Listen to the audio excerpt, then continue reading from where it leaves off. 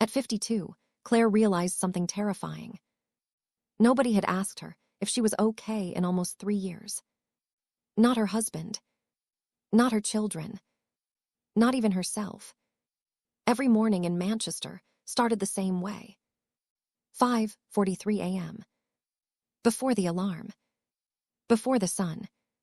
Before the world needed something from her again. She would lie there in the dark for a few seconds, staring at the ceiling, already exhausted by a day that hadn't even begun. Beside her, her husband David snored softly. For a moment, she watched him. Not with love anymore. Not even with anger. Just distance. The kind that grows slowly over decades, until two people sharing the same bed feel like strangers waiting for morning. Claire slipped quietly from under the duvet. Downstairs, she packed lunches, fed the dog, emptied the dishwasher, answered 2 work emails before 6:30. And somewhere between buttering toast and searching for her daughter's missing blazer, she forgot to drink the tea she made for herself. Again. By 8 a.m., the house was chaos. Shoes missing. Hair straighteners unplugged. Someone shouting they couldn't find their PE kit. And Claire moved through it all like muscle memory. Solving. Fixing. Absorbing. No one noticed she hadn't slept properly in months. No one noticed the dark circles under her eyes. Or the way she sometimes stared blankly out the kitchen window, like part of her had quietly disappeared. Because Claire was the strong one. And strong women, people assumed, didn't need saving. They just kept going. That was the problem. At work, she smiled constantly. The polite office smile British women learn early. The one that says, "I'm fine," even when your chest feels heavy every second of the day. Claire worked at a pharmacy. 12-hour shifts. Constant apologies from angry customers. Managers demanding more. Younger staff calling her mum as a joke because she always cleaned up everyone's mistakes. By lunch break, her shoulders burned with tension. But instead of resting, she sat in the staff toilet scrolling through photos of other women's lives online. Women smiling on holidays. Women holding flowers. Women being surprised by husbands who still looked at them with affection. Claire couldn't remember the last time David looked at her like that. Now their conversations sounded like business meetings. Did you pay the gas bill? What time's Ellie getting home? Can you grab milk? That was marriage now. Logistics. Noise. Two exhausted people surviving beside each other, while intimacy quietly starved to death in the background.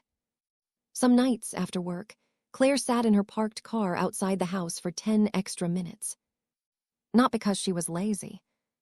Because silence felt kinder than walking back into another evening where nobody really saw her.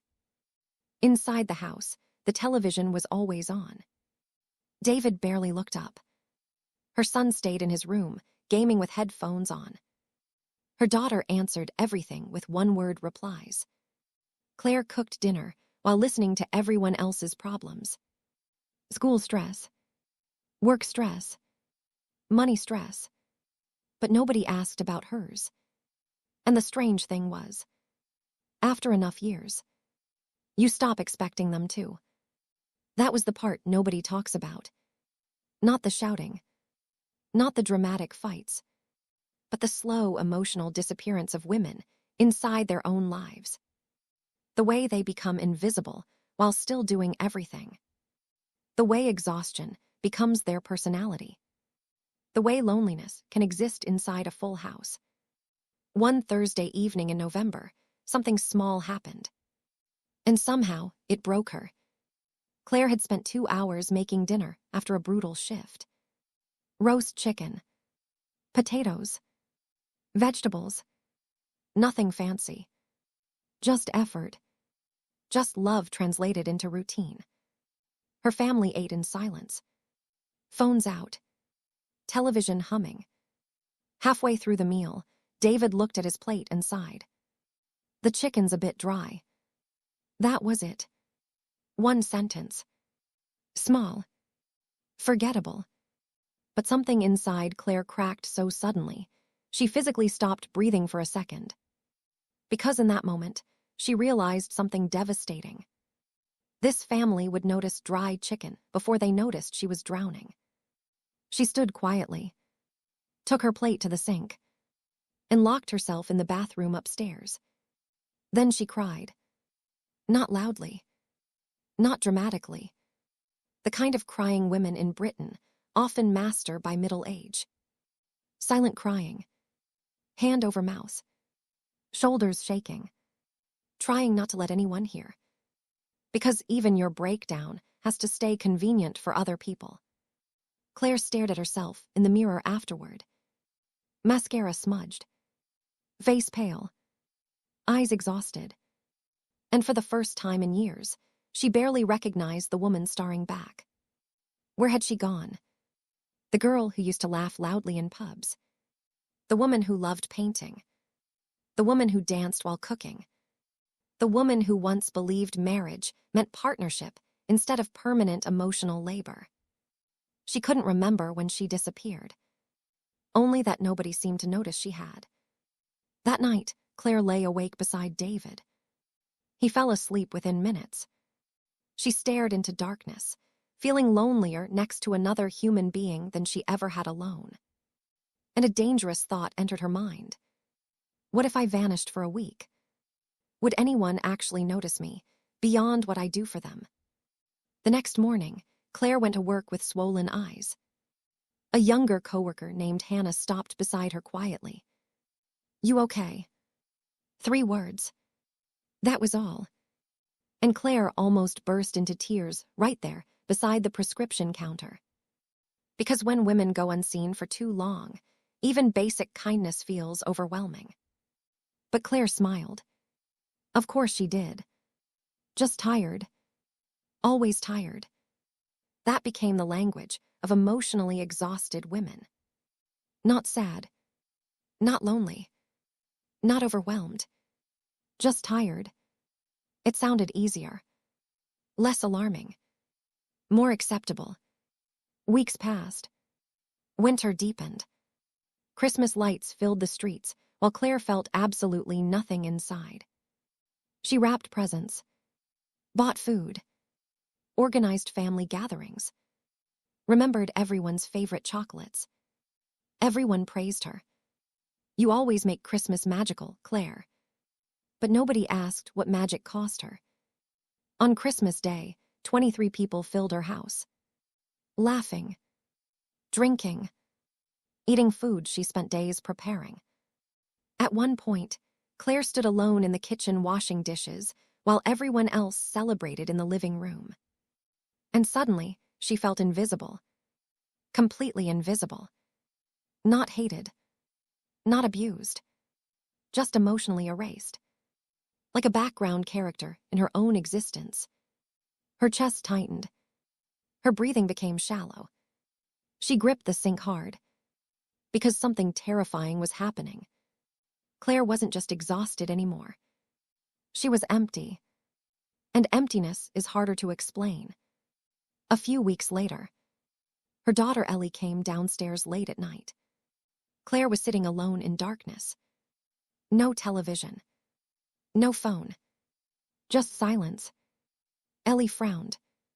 Mum, why are you sitting here? Claire opened her mouth. Then closed it again. Because she honestly didn't know. Eventually she whispered. I think I forgot how to feel happy. The room went still. Ellie looked at her mother differently then. Not as Mum. Not as the woman who handled everything. But as a human being. And suddenly, Ellie noticed things. The exhaustion. The sadness. The way Claire never bought anything for herself. The way she apologized constantly. The way she disappeared emotionally whenever everyone else needed space. A few days later, Ellie found old photos in the loft. Claire smiling on beaches. Claire painting. Claire laughing with friends. Claire alive. Why did you stop painting? Ellie asked softly. Claire shrugged. Life got busy. But that wasn't the truth. The truth was more painful. Women don't always stop loving themselves dramatically.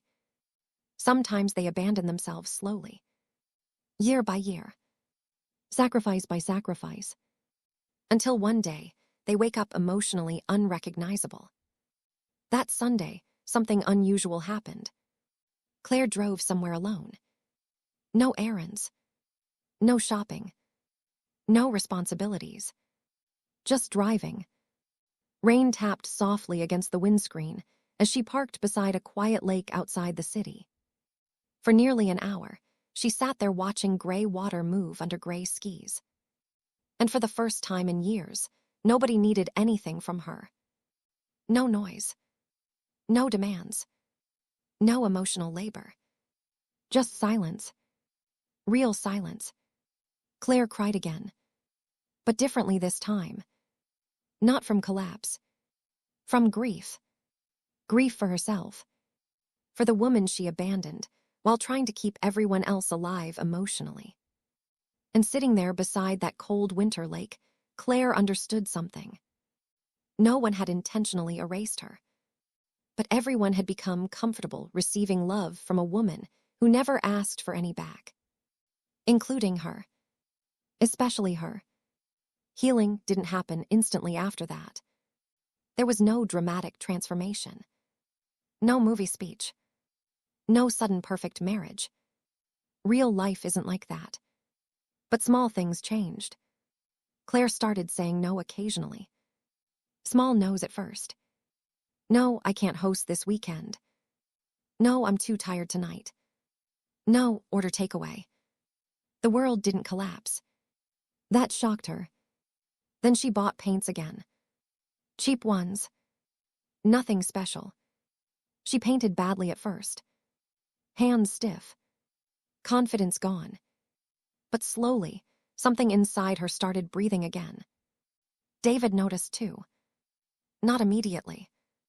But eventually. One night, he found her painting quietly at the dining table. You used to love doing that, he said. Claire looked up. And for once, she answered honestly. I loved a lot of things before I got tired all the time. The sentence hit him harder than shouting ever could. Because truth spoken softly often hurts the most. Their marriage didn't magically heal. But conversations slowly returned. Real conversations. Awkward at first. Then honest. David admitted he hadn't realized how alone she felt. Claire admitted she stopped telling anyone because she believed her feelings were a burden. Years of emotional neglect don't disappear overnight. But acknowledgement matters. Being seen matters. And millions of women across Britain know exactly what that kind of loneliness feels like. The loneliness of being needed constantly, but emotionally unseen. The loneliness of carrying everyone while quietly collapsing yourself. The loneliness of hearing, she's so strong, when strength is actually survival. Months later, Claire turned 53. Nothing extraordinary happened. No massive celebration. No life-changing miracle. Just a quiet evening. Rain outside. Tea cooling beside her. Paint under her fingernails. And for the first time in years, she didn't feel invisible to herself anymore. That was the beginning. Not happiness. Not perfection. Just return. The slow return of a woman back to her own life. And maybe that's why so many British women cry silently at night. Not because they're weak, but because they spent years being everything for everyone, while slowly disappearing inside themselves. And eventually, the human heart notices when it has been emotionally abandoned for too long. Even if nobody else does.